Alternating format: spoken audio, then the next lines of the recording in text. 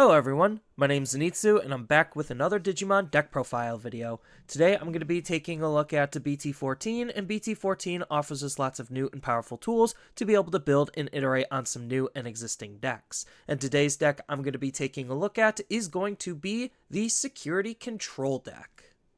So if you're unfamiliar with Security Control, it is one of the most, if not the most infamous deck in the entire game. This is because it's not necessarily hard to play, but it is very hard and frustrating to play against, just because the deck isn't actually trying to win the game more often than not, it's just trying not to lose. The idea on not losing is because you're trying to force the opponent into bad positions, making sure that they're going to make as many errors as possible and take advantage of those errors. The deck is designed to intentionally stall out the opponent, trying to run them dry on resources, so that way you could either win via deck out or slowly chip them to death when it's safe to. The biggest weakness of the deck is the fact that because it is purposely trying to slow down the pace of the game due to how just recovery works, and it forces the opponent to play slower in a sense, just because now they have alternative things that they need to think about,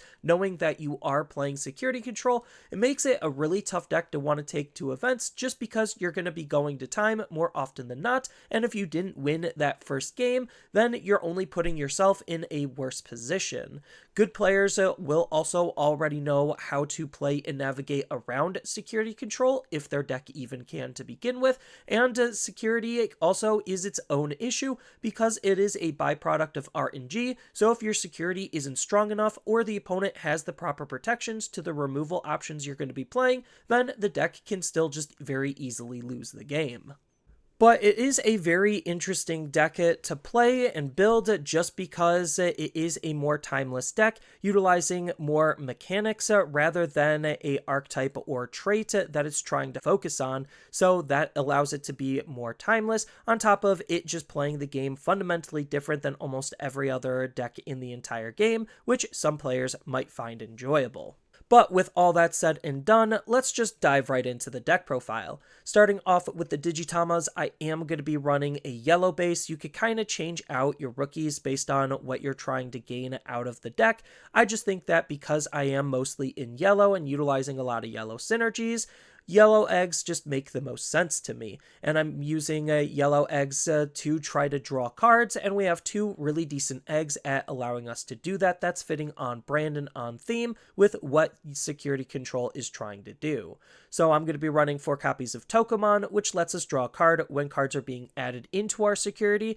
which is one of the big aspects of Security Control. And then if you wanted to, you could either swap it out or play it in complements to Viximon, which allows us to be able to draw a card for utilizing any color option as long as it costs 2 or more memory. And then when it comes to the level 3s, I'm going to be running 4 copies of the promo Harrismon as the only rookie in the deck. So we're not trying to utilize our rookies all that often, and I do think that Harrismon is one of the better ones because it is also doubling as a security threat. So even if we don't necessarily see it in our opening hand, we're not sweating or worried about it because it could be in our security, and when it's checked out of our security, one of the opponent's Digimon gains security attack -1 to limit the damage that they could potentially deal, while also adding this card into our hand to be able to have easier access at running a lower amount of rookies because we have alternative ways to be able to utilize and grab this card. But if you want to try to run a rookie in complements to Harrismon, or just don't feel like running Harrismon at all, I do think that Agumon is an absolutely insane rookie for this deck. So not only does it let you use other color eggs super easily because of the Rainbow Digivolution on it, but it also allows you to be a little bit more memory efficient when you need to, just because when a Digimon moves out of the breeding area, which this card does see itself do, then we get to hatch a new egg and we get to gain a memory, so that memory could be used to make our plays more tempo efficient, and our egg actually lets us be able to use it for its color identity for the options that we're going to be playing with. Then when it comes to the level 4s, the deck really doesn't need or want any level 4 Digimon. I'm not blaming you if you do want to try to run some level 4s, because there is some unique synergies and interactions that we could line up based on the level 4 that we're playing. Most of the time, if you are going to be playing a level 4, it's going to be a security Digimon, just because, well, we're trying to line up our security with lots of potential threats, and extra bodies coming out of nowhere is, well, pretty threatening. But we are going to be running some level 5s, and they're both going to be doing some relatively similar things, allowing us to try to recover when we hard play the Digimon, which is what we're going to be doing more often than not. So I'm going to be running 4 copies of the BT1 Magna Agumon, just because its recovery is unrestricted, so it doesn't matter what amount our security is, we're always going to be able to gain extra security, while also having a decent inheritable ability, taking advantage of our high security by allowing whatever Digimon we're digivolving on top of this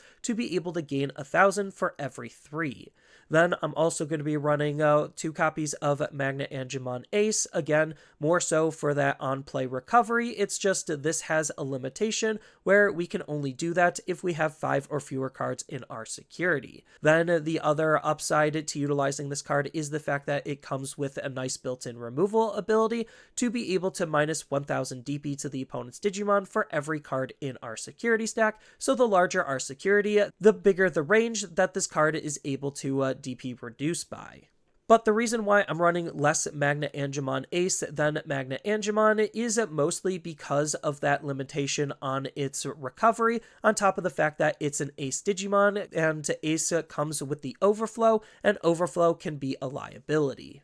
And then when it comes to the level 6s, you could kind of run whatever level 6 that you want to use, as long as it's doing 2 things. The first, controlling the field, and the second, allowing you to recover in some way, shape, or form. Or if not recover, stall the opponent and stave off the damage that way. So I'm going to be running 4 copies of Shadow Seraphimon, because this is just one of the most annoying cards for the opponents to deal with. Just because it has an ability where during the opponent's turn, whenever a card is removed from your security stack, you get a de-digivolve 1 on one of the opponent's Digimon. So this isn't limited to once per turn, so the opponent really is going to have to watch how much damage they're going to do if they can't get rid of Shadow Seraphimon. And even if they do get rid of Shadow Seraphimon, his on-delete ability allows us to be able to recover, so that's how we're going to be recovering with this card, on top of the fact that one of the opponent's Digimon gets minus 4,000 DP for each card in our security stack, rewarding us for having as high of a security as we possibly can, making his control abilities even better. And then when it comes to the level 7s, I'm going to be running 4 copies of Death Exmon. So Death Exmon is just the best level 7 because of how good and efficient this card is at being able to play. So we don't necessarily need to digivolve up into this card in order to use it, because for every Digimon in Tamer on the opponent's field, we could reduce its play cost by 3, so that way we have an easy way to have a level 7 we could hard play for cheap and try to control the field that way. When we play this card, we get a de-digivolve 1 on all of the opponent's Digimon, and then all of the opponent's level 4 or lower Digimon is just deleted. So this allows us to be able to tackle and deal with lots of decks that want to go as wide as possible. Then it also has a recursive removal ability, where at the end of the opponent's turn, once per turn, we get to delete all of the opponent's Digimon with the lowest play cost, allowing us to be able to have lots of ways to be able to remove some of the opponent's problematic Digimon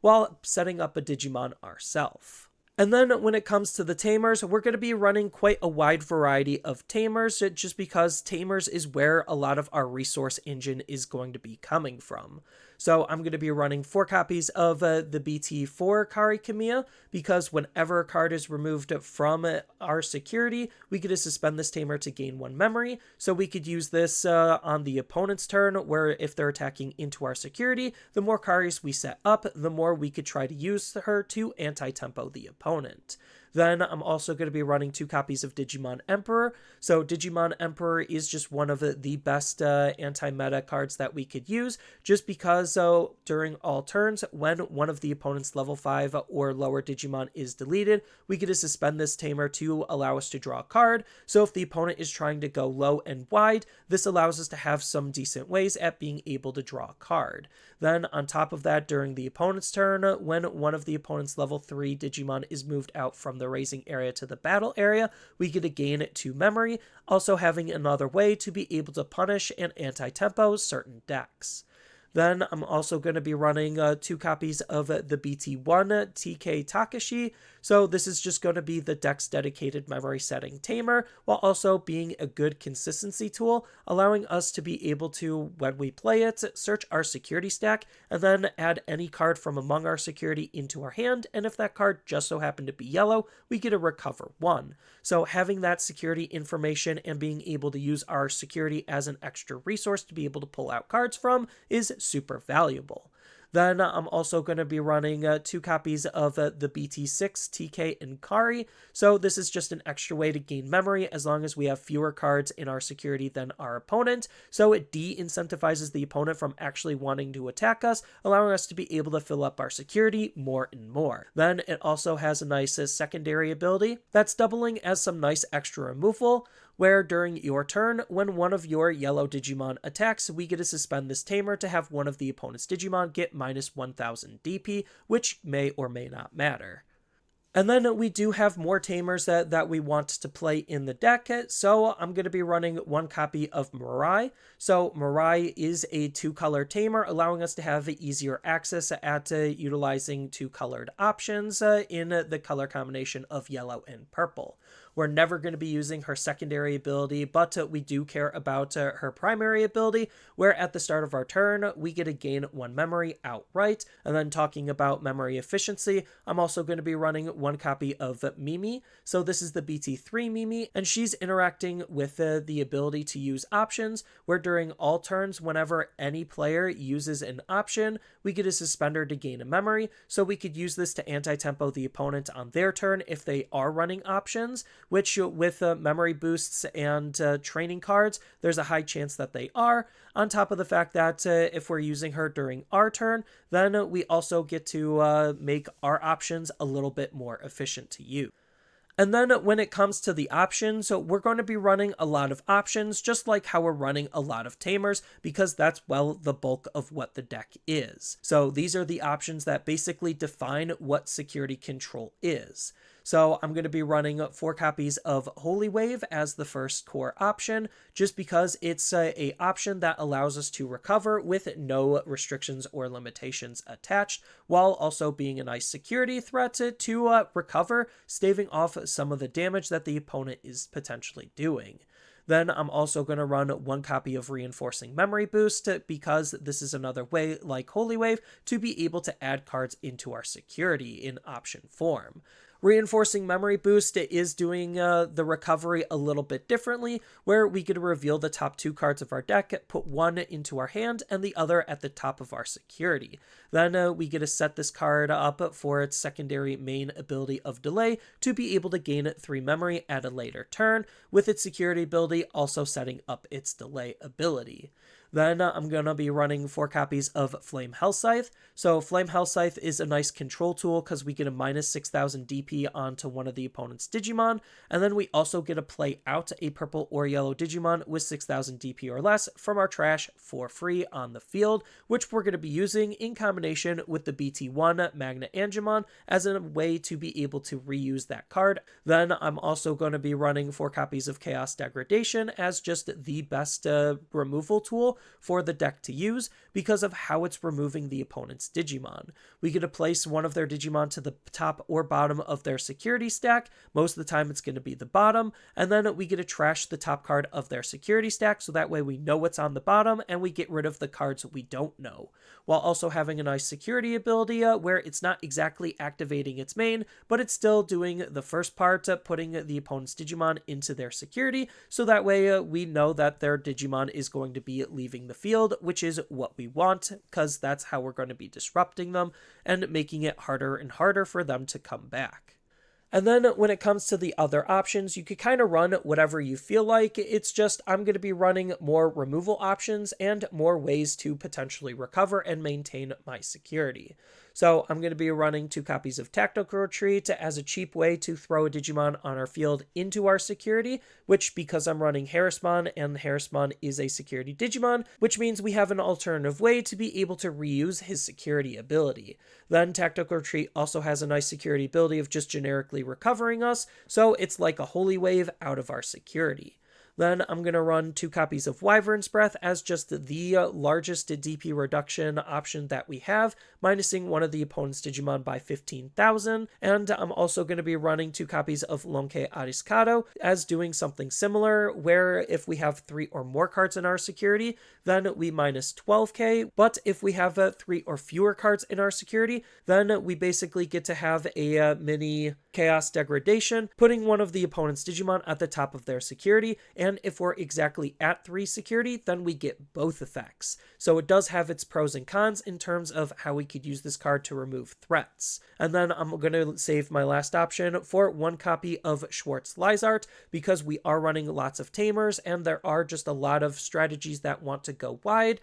Schwartz Lizart is a really good card at just trying to remove any wide field of level 5 or lower Digimon. And that's pretty much it for the main deck. There are just a couple of different cards that you could think about utilizing, again, all depending on what you want to use and how you're going to be utilizing your cards. So we do want to prioritize Digimon with a really strong on-play effects that also can make themselves cheaper. We also want to prioritize cards to help stave off damage and try to stall out the game as best as we possibly can. And we also want to try to prioritize cards that are interacting with our security in a more positive manner, allowing us to be able to generate some extra value and resources for utilizing our security. Then we do have some older tech and tools that we could think about utilizing to be able to refresh our deck and to be able to have access at various different colors, again, depending on the types of cards that you're going to be wanting to prioritize and utilize as your removal package. And then when it comes to some future upgrades, well, there really isn't any direct support for the deck because it is a non-linear deck. As long as cards are being printed that are A, removing bodies, or B, recovering, there are always going to be cards to look at for security control to think about utilizing. So it's really just up to the players to be able to adapt the deck to whatever the meta is asking for.